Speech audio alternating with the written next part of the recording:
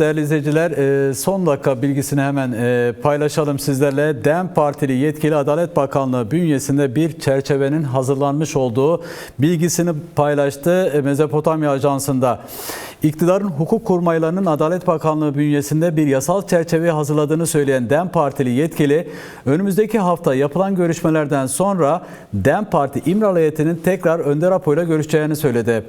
Barış ve demokratik toplum sürecinin geldiği aşama itibariyle çerçeve yasa tartışması gündemdeki yerini koruyor. Yasanın hangi aşamada olduğu ve meclis tatile girmeden yasalaşması gerektiği tartışmaları devam ederken, Halkların Eşitlik ve Demokrasi Partisi DEM Parti de konuya dair çalışmalarını sürdürüyor. Yapılan çalışmalar ve yasanın geldiği aşamaya dair bilgi veren DEM Partili bir yetkili, DEM Parti İmralı heyetinin hafta boyunca görüşmelerini iktidar, muhalefet ve devlet heyetiyle arttırarak devam ettireceğini belirtti. Bu görüşmelerin temel gündeminin çerçeve yasa olacağını belirten DEM Partili yetkili, partisinin çalışmalarının devam edeceğini söyledi. Önder Apo'nun çerçeve yasanın nasıl olacağına dair öneriler sunduğuna dikkat çeken DEM Partili yetkili, yapılan son görüşmede önemli önerilerin yapıldığını belirtti. Tekrar edeyim orayı. Önder Apo'nun çerçeve yasanın nasıl olacağına dair öneriler sunduğuna dikkat çeken DEM Partili yetkili, yapılan son görüşmede önemli önerilerin yapıldığını belirtti. İktidarın hukuk kurmaylarının Adalet Bakanlığı bünyesinde bir yasal çerçeveyi hazırladığını söyleyen DEM Partili yetkili, önümüzdeki hafta yapılan görüşmelerden sonra DEM Parti İmralı heyetinin tekrar İmralı Adası'na giderek Önder Apo ile görüşeceğini söyledi.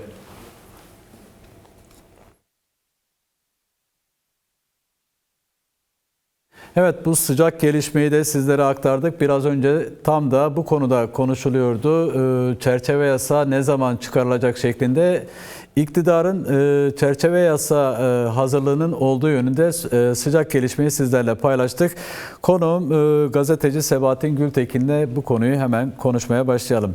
Biraz önce de belirttik, konuştuk. İmralı heyeti hafta başında AKP ile görüşme gerçekleştirdi. İşte ardından meclis başkanıyla, işte diğer siyasi parti muhalefetle görüştü ve sivil toplum örgütü temsilcileriyle görüşmüştü ve bu çalışmaların önümüzdeki hafta da devam edeceği belirtiliyor haberde. Buradaki altı çizilecek noktalardan bir tanesi, AKP'nin Adalet Bakanlığı'nın, daha doğrusu Adalet Bakanlığı bünyesinde bir yasal çerçevenin hazırlanmış olduğu. Şimdi şu zaten süreç dedik ya, ikinci aşaması yasal çerçevenin hazırlanma aşamasıydı. Neydi bunun? Bir an önce meclise gelmesi. Bir an önce gelecek, mecliste yasalar çıkacak, silahlı mücadele bitti, özgürlük hareketi içerisindeki kadrolar gelecek ve demokratik siyasete katılacak, siyaset yapacak Türkiye içerisinde. Bunun altyapısının hazırlanması gerekiyor. Ancak 2 yıllık bir süreçtir. Şimdi biz gördük ki toplumda hep de bir de ne konuşuluyordu? Süreçli öteleniyor. Sürece yayılmaya çalışılıyor. Bunun en büyük nedenlerinden biri aslında şuydu. Orta Doğu'da ne olacak? Türkiye'de hala şunu bekliyor belki iktidar. Yani bunun bu meclise gelebilir. Bu ne zaman çıkacağını onu bilmiyoruz tabii bu süreç, ama meclise gelmesi bu olumlu bir gelişme. En azından bunu baştan söyleyelim. Olumlu bir gelişme, meclise gelmesi, böyle bir hazırlığın olması. Şu var, biraz önce biz neden bahsettik? Provokasyondan. Şimdi belki şu yapılıyordu, şu İran, Irak, Amerika, İsrail, İran savaşı, Orta Doğu'daki Lübnan'ın durumu, şöyle son bir aşama. Türkiye'de iktidar her zaman şunu yapmıştır Kürt sorununda. Konjektürel şeylerden, problemlerden, konjektürel çelişkilerden ne kadar faydalanabilirim ve ne kadar süreci uzatabilirim. Şimdi İran süreci bir anlaşma oluyor gibi, ama biz bugün görüyoruz ki bu anlaşma bugün olmadı, ertelendi. İsrail'in Lübnan'daki saldırıları bütün hızıyla devam ediyor. Dünden onlarca kişi yine öldü Lübnan'da. Şimdi ve şu anda görünen pek İran'la bu anlaşmanın da olamayacağı. Şimdi İran ne yapıyordu? Lübnan'da savaş Lübnan'da da bitecek ama İran bugün yine bahsetti. Ben yapacağım. Hürmüz Boğazı'nı kapatacağım. Amerika'dan bir tehdit son olarak okuduğum kadarıyla sosyal medyaya düşmüştü. Böyle bir şey olursa biz korkunç cehennemi yaşarlar falan diye. Şimdi bu durumda yani diyoruz ya süreç çok tehlikeli, provokasyonlara açık bir süreç. Onun için Zamana yayıldığı sürece evet. kesinlikle. Onun için bir an önce meclise bu yasanın gelmesi, demokratik zeminin oluşması ve bu sorunun gerçekten Kürt sorununun çözümü doğrultusunda yasal adımların atılması, önderliğin bu sürece en iyi şekilde katkı verebilmesinin şartlarının oluşturulması gerekiyor. Şimdi Adalet Bakanlığı çerçeve yasa hazırlamış, raporu hazır. Daha doğrusu çerçeve yasa açıklaması DEM Parti'den. Hemen son dakika bilgisini tekrar yapalım. Adalet Bakanlığı bünyesinde bir yasal çerçeve hazırlanmış ve bu çerçeve sonrası önümüzdeki hafta ki önemli bilgilerden bir tanesi de önümüzdeki hafta İmralı heyeti önde raporuyla görüşecek. Çerçeve yasa götürülecek herhalde. Evet. Yapılacak. Şimdi budur. Çerçeve yasa bir de bunu yasanın üzerinde yapılacak. Herhalde belli bir tartışmalar olacak yasanın. Evet. Yani şimdi kök yasa dedik biz bu çerçeve yasa veya kök yasa diyoruz. Şudur. Yani bu yasa kök yasa olacak. Bu yasa daha sonra yeni yasaların doğmasına, yeni yasaların geliştirilmesine, demokratik yasaların, demokratik sürecin, demokratik zeminin genişleyeceği yasaların temelini oluşturacak ki bunun üzerinde yani bu yasa bölünerek, çoğalarak, yeni şeylere fırsat vererek, yeni oluşumlara, yeni demokratik oluşumlara fırsat verecek tarzda bir yasa olacak. Ve bu nereye gidecek bu yasa? Herhalde önderlikle, Önder Abdullah Öcalan da bunun üzerine işte kendi görüşlerini, eklemek istediklerini evet. buna ekleyecek ve dolayısıyla bu meclise gelecek. Tabi bu da belli bir tartışma sürecini gerektirecek. Belli evet. bir tartışma süreci gerektirecek. Belki o önderliğin eklemek istedikleri, getirmek istedikleri kabul edilmeyecek. Belki yeni şeyler yapılacak. Onun için belli bir süreç ama ne olursa olsun böyle bir şeyin hazırlanması gerçekten süreç açısından olumlu ve dileğimiz, temennimiz bunun bir an önce meclisten çıkıp yasallaşması. Bir de mesele bu. Evet. Meclise gelmesi yetmiyor. Meclisten bir an önce yasalaşıp çıkmak için Türkiye'nin öndeki sürece baktığınız zaman Temmuz'da Türkiye'de bir NATO mesela meclisin tatile girmeyeceği kararlaştırıldı. Evet, 7-8 Temmuz'da NATO şeyi var. Belki ondan sonra olacak. Diğer taraftan da bakıyoruz mesela Türkiye'de bir şey var. İşte bu CHP'ye karşı, muhalefete karşı bir saldırılar var. Bir baskın seçim olma ihtimalleri evet. Türkiye'de konuşuluyor. Şimdi eğer bu yasa baskın seçime bir pazarlık olarak şimdi bir de bu var. Türkiye'de yani dediğim gibi her zaman konjonktür şudur. Yani iktidarı kaybetmek istemeyenler, demokrasiyi istemeyenler sürekli kendilerinden yana yontma gibi bir şeyleri var bu süreci. Yani süreci kendi iktidarlarına, kendi çıkarlarına, kendi o iktidar bölüşümlerine alet etme gibi bir kötü bir alışkanlıkları var. Dileriz ki böyle bir şey olmaz. Örneğin tutalım yasa getirdi. Benim iktidarıma seçimde işte bir araç olarak görülürse tabii bu da süreç yani mesele şu, asıl mesele meclisten bu yasaların çıkması, demokratik bir zeminde tartışılması ve Türkiye'de gerçekten demokratik bir zeminin oluşmasıdır. Dileğimiz bu. Sebahattin, bu çerçeve yasa içinde olması gereken ilk durumlardan bir tanesinin önder raporunun statüsü ve özgürlüğünün orada yasal çerçeve içine alınması gerektiği. Bir diğeri de çokça iktidarın en çok kullandığı argümanlardan bir tanesiydi. İşte silah bırakma gerçekleşmeden yasa çıkmayacak, işte şöyle olmasa böyle olmayacak falan şeklinde. Yani bunu uzun süre bu politikayı yürüttü.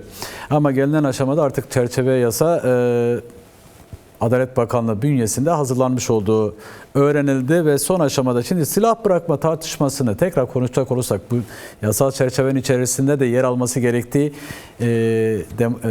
demokratik siyasete katılımın önünün açıldığı yasaların olması gerektiği konuşuluyor. Şimdi yasa çıkmadan silah bırakma durumu böyle tarihte olan bir şey mi? Şimdi bakın bunu en son şimdi Avrupa Konseyi'de bu son süreçte Türkiye raportörü Nacho Sanchez Evet. Amor o bile konuşuyor şunu söyledi. Yani Türkiye bazı adımlar atmak zorunda.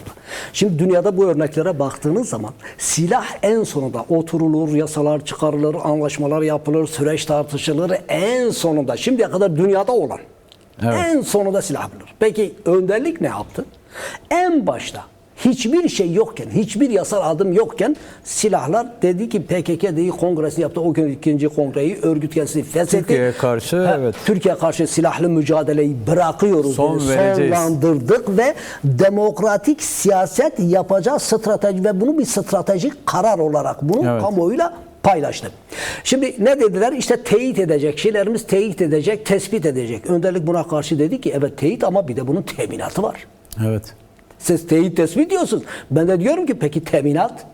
Tamam silahları bıraktı. Bu insanlar niye oraya çıkmıştı? Niye gitmişti dağlara? Evet. Kimse herhalde ben gideyim şu dağlarda birkaç yıl silahlı dolaşayım diye bir şey çıkmadı. Bir sorun var ortada. Bu sorunun çözümü için, bu Kürt sorunun çözümü için, Kürt halkının kimliğinin, dilinin, kültürünün tanınması için yasal 40 zeminde, yıldır bu insanlar dağda o savaşı, mücadeleyi veriyor. Peki bu insanlar ne diye gelecek? Ne olacak? Yani çıktım ben geldim. Nereye geleceğim? Nereye? Neye geleceğim? Onun için önce bu ipe un sermektir. Öncelikle biraz önce sizin de bahsettiğiniz gibi. Şimdi öncelikle dedi Kürtlerin bir baş müzakerecisi var. Benim irademdir dediği bir Önder Abdullah Öcalan var. Bir sefer bunun yani statü, yasal statü, bir müzakereci statüsü tanınacak. Baş müzakere statüsü. Tecrit koşulları, İmralı'daki tecrit koşulları Adalet Bakanlığı'nın izne bağlı olmayacak. Biz geçenlerde gördük 2 aylık bir süreçte önderliğin yanına kimse gitmedi. Müsaade edilmedi. Evet. Hala tecrit koşulları uygulanıyor. Hala Adalet Bakanlığı ve iktidarın iki dudağı arasında bir keyfiyet var. Evet. Yani şimdi onun için öncelikle Önder Apo'nun bu bir de Avrupa İnsan Hakları Mahkemesi'nin ki Türkiye'nin de yaptığı, bunu kabul ettiği, Türkiye'yi bağlayan bir umut hakkı yasası var. Bunun tanıması gerekiyor. Önderliğin özgür koşullarda bu süreci dedik 100 yıllık bir süreç. Siz Kürt sorunu gibi bir süreci çözüyorsunuz. Ama bunun muhatabı teşhis altında olacak ve kimseyle konuşmayacak. Önderlik ne demişti? Ben bütün herkesle konuşmak, akademisyeninden, siyasetçisinden, yazarından, çizerinden, medyasından konuşmak istiyorum bu süreci. Bu süreci çözmek istiyorum. Neden çözülmesi gerektiğiyle ilgili. Onun için birinci şartı bunun eğer bu meclise gerçekten önderliğin statüsü ve özgürlüğü yoksa, özgür çalışma koşulları yoksa bu şudur ipe un sermektir. Evet. Süreci biraz daha ötelemektir. Bakın bir yasa getiriyoruz. Yani yasanın içeriği nedir bilmiyoruz. Belki, henüz bilinmiyor. Bilinmiyor. Evet. Belki çerçeve yasa hazırlanmış oldu. Çerçeve yasa belki sadece bunun içinde abuk subuk hiç şey olmayan süreçle pek alakası olmayan bir şeyler içine katılmıştır. Gene yok tespittir, şunu yapacaktır, bunu yapacaktır, mağara boşalır, silah kime. Bunlar böyle bu ne olacak? Bu da bunun tartışması bu sefer başlayacak. Evet. Ve süreç biraz daha uzayacak. Bunun olmaması için gerçekten önderlik eğer bu yasada önderliğin statüsü belirleniyorsa, eğer bu yasada özgür çalışma koşulları varsa evet o zaman diyebiliriz ki evet bu yasa gerçekten çözüme odaklı. Çözüm niyeti olan bir şey. Tabii bunu da şunu İbrahim Bey en sonunda da şunu söylüyor. Ya ben başta da şunu söyledim. Kürtler 42 yıllık korkunç bir savaşın sonunda kendi varlığını kabul etti ve kimse artık bugün Kürtler yoktur diyemiyor. Ama kimse Kürtlerin haklarını bu sefer haklarını kabul etmiyor. 42 yıllık savaş. Şimdi varlık kabul edildi önderliğinde dediği gibi. Şimdi özgürlük zamanı. Şimdi işte bu da neyle olacak? Siyasi mücadeleyle. Evet. Bu da dedik başta dedik. Barışı devletle yapıyorsun ama demokratik toplumu halkla. Bunu hem Türkiye halkları, Türkiye'nin sosyalistleri, demokratları, liberalleri yani bütün Türkiye halkları ki şu anda biliyoruz açlıktan insanlar ekonomik kriz yüzünden perişan bir durumda. Türkiye halkları bunun mücadelesini verecek. Muhalefet bunun mücadelesini verecek. Biraz önce bahsettiğiniz o işte İyi Parti. Evet Kürt sorunu olmasa İyi Parti diye bir parti olmazdı zaten. MHP diye biri de olmazdı. Onun için halk bunun mücadelesini verecek. İşte Özgür Kürdistan'da Kürt halkı gerçekten yapıyor. Bunun mücadelesi işte yeni özgürlük mitingleri düzenleniyor. düzenleniyor, çeşitli eylemlilikler yapıyor, özgürlüğü isteniyor. Bunu Türkiye halkları da buna katılmak zorundadır. İnsan gibi bir yaşam için bu sorunun çözülmesi gerekiyor. Demokrasi deniliyor. Her gün mesela muhalefete karşı, CHP'ye karşı olan saldırılar, bunların temelinde demokrasi olmayışı. Demokrasinin olmayışının temelinde Kürt sorunu vardır. Kürtler demokratik haklardan yararlanmasın diye şimdiye kadar bütün demokratik, bütün kısıtlamalar, bütün yasaklar getirildi. Muhalefet şimdi sıra onlara geldiğinde bağırıyorlar. Yani bu Türkiye'de eğer demokrasi yoksa bu sadece Kürtler yararlanmasın diye bu hale gelmiş Türkiye demokrasisi. Evet. Güzel. Onun için dediğimiz gibi bu yasa güzel, olumlu bir şey ama yasanın içeriğine bir bakmak gerekiyor. İçinden